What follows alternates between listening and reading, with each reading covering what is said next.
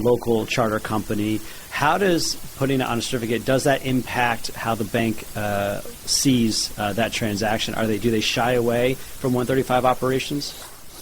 Depends on the lender. Okay. I know that's kind of a ambiguous. No, I mean, answer, similar to I meant to ask that question. Like,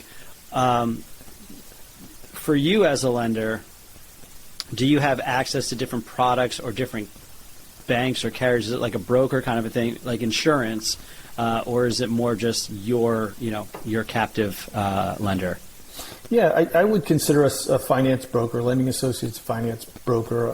I don't know if that's the most appropriate term, but we have numerous resources. So we have lenders that won't lend to individuals or businesses that want to put it into Part 135.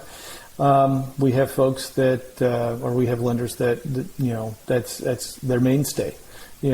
So it is having those options available to the customers that make, or the clients that make it beneficial to work with brokers like myself, because not every, it's not one size fits all. There's going to be a lot of different circumstances, different situations. So it's not just the collateral, it's, what their financial prowess is, what they want to use the collateral for, what type of ownership structure it's going to be.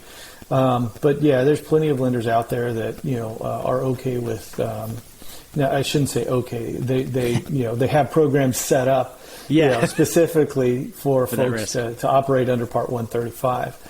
Some of the differences would be, they may have hourly restrictions, so you want to look for that. Annual hourly restrictions, covenants restrictions in their loan agreements. They may have, they may not.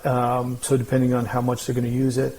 The Part 135, sometimes maybe the LTV maximum is different. Sometimes the terms and the amortization are different.